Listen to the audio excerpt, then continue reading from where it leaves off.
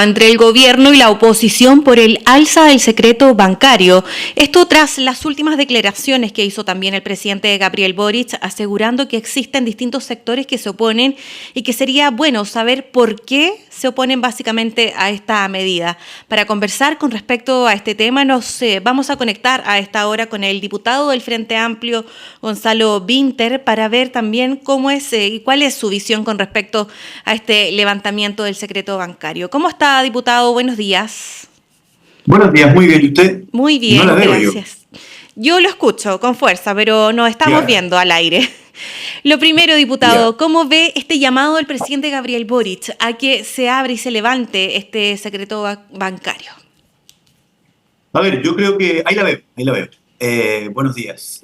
Buenos Yo creo días. que esta es una discusión súper interesante y súper profunda que tiene que dar la sociedad chilena. ¿Por qué? Porque una cosa es la droga, que es un problema gravísimo de nuestra sociedad y de nuestro continente y del mundo, diría yo.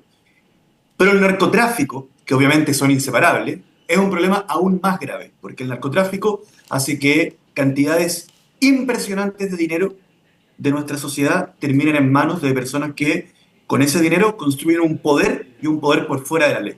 Un poder armado, un poder que establece soberanía, ¿cierto?, en determinado territorio, generando verdaderas tiranías en una cuadra, en un barrio, etc. El tema es que para combatir el narcotráfico hay que entenderlo en su verdadera magnitud. Cuando hoy día sabemos, y nos informan los expertos, que Chile está importando droga y que Chile está exportando droga a través de los puertos, entonces el problema es entender que el muchacho que vende droga en la esquina pasa a ser la punta de una lanza mucho más compleja. ¿Y qué pasa? Que nosotros tenemos una oposición que históricamente ha dicho con fuerza que hay que combatir solamente al muchacho que vende droga en la esquina.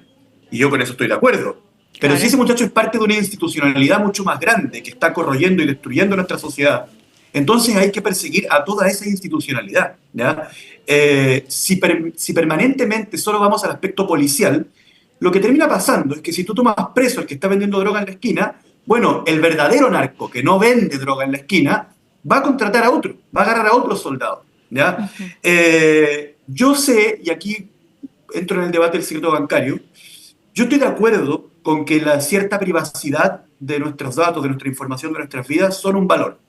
Pero ante situaciones excepcionales hay que tomar medidas excepcionales. Voy a poner un ejemplo no polémico y un ejemplo más concreto. Yo, por ejemplo, creo que nuestro derecho de propiedad sobre el automóvil es un valor. Pero también estoy de acuerdo que en algún momento la sociedad tuvo que poner la restricción vehicular porque el valor de propiedad sobre el auto sin límite estaba acabando con el oxígeno. No se podía respirar simplemente, no íbamos a morir. Por otro lado, yo, por ejemplo, creo que los militares no deberían realizar labores policiales. Creo que las policías deberían realizar labores policiales y que el pan lo deberían hacer los panaderos y las clases los profesores.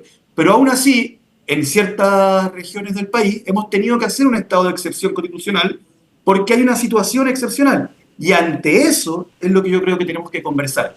Porque, si me permite hacer un último punto como introductorio, el mismo sector político que durante años ha dicho el que nada hace, nada teme, y ha promovido que en las poblaciones haya militares, que en el control de identidad pueda ser sin motivo, que el control de identidad pueda ser todo lo intrusivo posible, que le puedan revisar la ropa, el automóvil a las personas sin límite, hoy día nos dice, no, la privacidad es algo que tiene que estar muy regulado. ¿Por qué? Eso se llama clasismo. Y yo quiero en esta entrevista aprovechar de develar lo profundamente clasista que es el debate público chileno. Porque cuando se trata de la privacidad de los pobres, parece ser irrelevante, y ahí se muestran con gallardía, con altisonancia, con la frente en alto.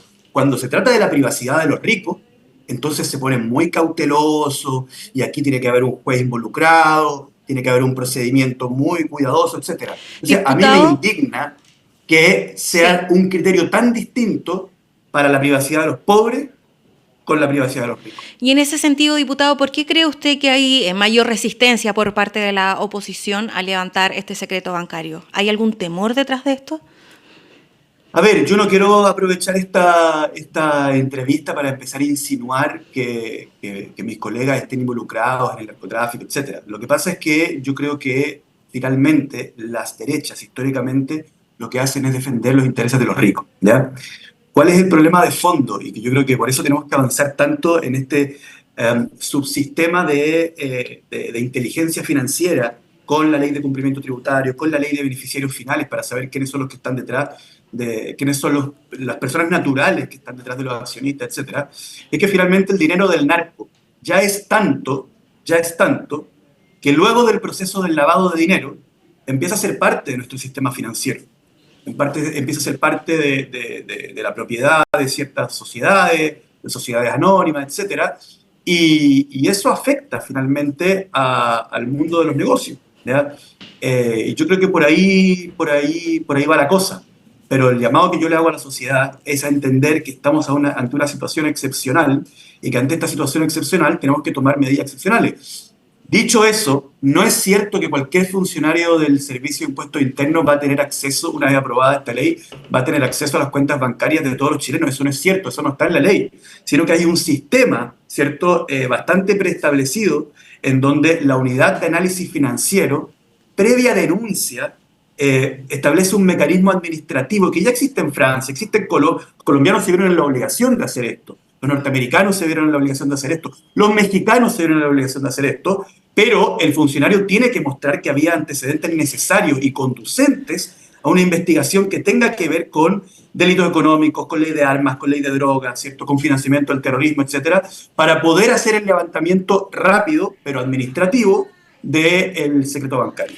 La alcaldesa de Providencia, Evelyn Matei, decía que ella comparte este levantamiento del secreto, pero con algunas condiciones.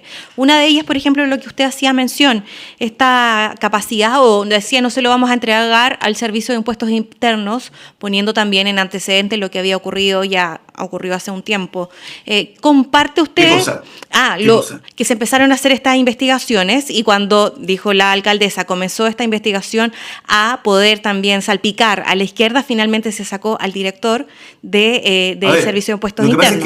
Lo que pasa es que ella maliciosamente enreda dos temas que no tienen nada que ver. Uh-huh. En uno tiene razón, que es que yo soy partidario y firmante de un proyecto de ley, de que cuando el Servicio de Impuestos Internos está realizando una investigación tributaria y hay antecedentes de delito, la Fiscalía pueda iniciar un procedimiento penal en representación de la sociedad toda, sin que el Servicio de Impuestos Internos le dé su venia. Su venia, ¿ya? Claro. Pero eso no tiene mucho que ver con lo que estamos hablando ahora, ¿ya?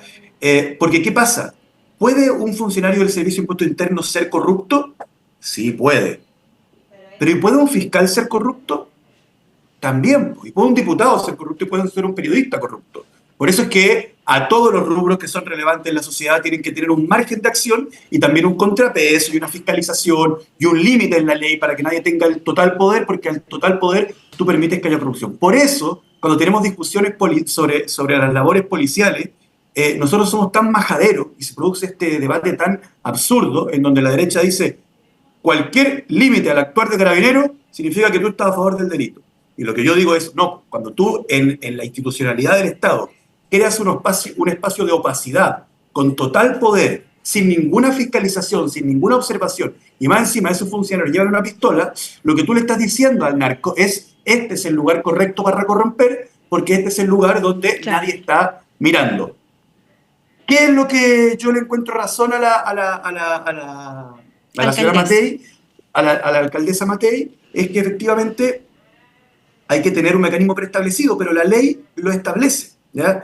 Entonces, no es que cualquier funcionario va a poder hacer esto, sino que tiene que haber requisitos de antecedentes necesarios y conducentes, y además no va a ser el Servicio de Impuestos Internos, sino que va a ser la unidad de análisis financiero, que es una unidad autónoma, en donde va a trabajar en conjunto con la ANI, con el Servicio de Impuestos Internos, para poder integrar la información y así hacer una investigación inteligente.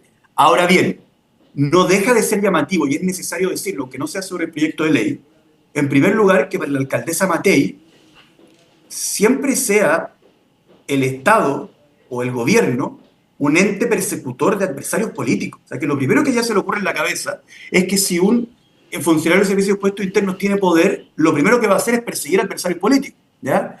Pero lo segundo es que, no puedo dejar de decirlo, no deja de ser irónico, que la persona que hace esta denuncia, la alcaldesa Matei, la alcaldesa Evelyn Matei, sí, es la única política en Chile que yo conozco que ha liderado una trama de utilización de herramientas del Estado para espionaje y para perjudicar a un adversario político que se llamaba Sebastián Piñera Echenique, en el caso, el caso que se conoce popularmente como Quiotazo. Tanto así que hoy día el grabar a una persona y almacenar sin su voluntad y almacenar esa grabación y eventualmente publicarla es un delito que está en el Código Penal que se tuvo que hacer de manera posterior a que Evelyn Matei lo cometiera, porque era tan obvio en la sociedad que eso era un delito que no había sido necesario anteriormente escribirlo en el Código Penal. Pero luego de que Evelyn Matei liderara una trama de espionaje con herramientas estatales para perjudicar a un adversario político llamado Sebastián Piñera, hubo que agregar un artículo en el Código Penal para que Evelyn Matei dejara de espiar y perjudicar a sus adversarios políticos, Sebastián Piñera en este caso. ¿Qué pasa, diputado, con los tiempos? ¿Es urgente? Por tanto, perdón, Sí. solo para cerrar este tema. Sí, claro. Lo que a mí me parece grave es que además esta persona, o sea, la alcaldesa Matei, ha dicho que quiere ser presidenta de la República. ¿Ya? Ella apoyó incondicionalmente a un gobierno que efectivamente perseguía a sus adversarios políticos, que fue la dictadura de Pinochet. Luego de ello, siendo civil, ella espió y perjudicó a un adversario político. Y ahora nos dice que si el Servicio de Impuestos Internos tiene más poder, lo primero que va a hacer es espiar y perjudicar a sus adversarios políticos. O sea, es algo que ella tiene demasiado presente en su cabeza, porque lo ha hecho, porque lo ha apoyado, y yo creo que es digno de preocupación para todos nosotros. Perfecto. Para cerrar, diputado, le quería preguntar también con respecto a los tiempos. ¿Es un debate que tiene que zanjarse pronto, cree usted, frente también a las situaciones que se están viviendo en cuanto a narcotráfico, dinero y este tráfico también que se habla en cuanto a que hay que poder investigar y poder también levantar este secreto bancario? ¿Hay que acelerar este debate? Yo soy diputado por muchas comunas muy diferentes todas ellas, y algunas de ellas no tienen el flagelo del narcotráfico hace poco tiempo, sino que tienen el flagelo del narcotráfico hace décadas. ¿Ya? El nivel de impotencia que genera para los vecinos honestos ver cómo es obvio que hay un vecino que está vendiendo droga, porque todo el mundo lo sabe, y porque además empieza a ampliar la casa hacia arriba, empiezan a tener lujo, empiezan a tener fiesta, empiezan a llegar autos de alta gama a la casa de tu vecino, que tú sabes que sale armado, ¿cierto? Y que controla ciertos soldados en la misma cuadra en la que tú vives. Es tan obvio que llevamos mucho tiempo como Estado persiguiendo la punta de la lanza y no a la lanza misma, que yo creo que esto es una urgencia mayor, porque si siguen acumulando dinero y no podemos perseguir al cerebro de la institución, al que está detrás, obviamente que esto se va a empezar a convertir en empresas transnacionales que finalmente puedan tener más poder o una institucionalidad más compleja que la que tiene el Estado para perseguirlo. Y tenemos que hacer eso ahora, para que no ocurra eso y para que no terminemos como está ahora sufriendo el pueblo ecuatoriano o como sufrió en su momento el hermano pueblo colombiano y el hermano pueblo mexicano. Perfecto. Muchas gracias por su tiempo y por conversar con nosotros, Gracias a diputado, ustedes por la durante esta oportunidad. mañana. Que esté muy bien. Buenos días. Realmente. Chao.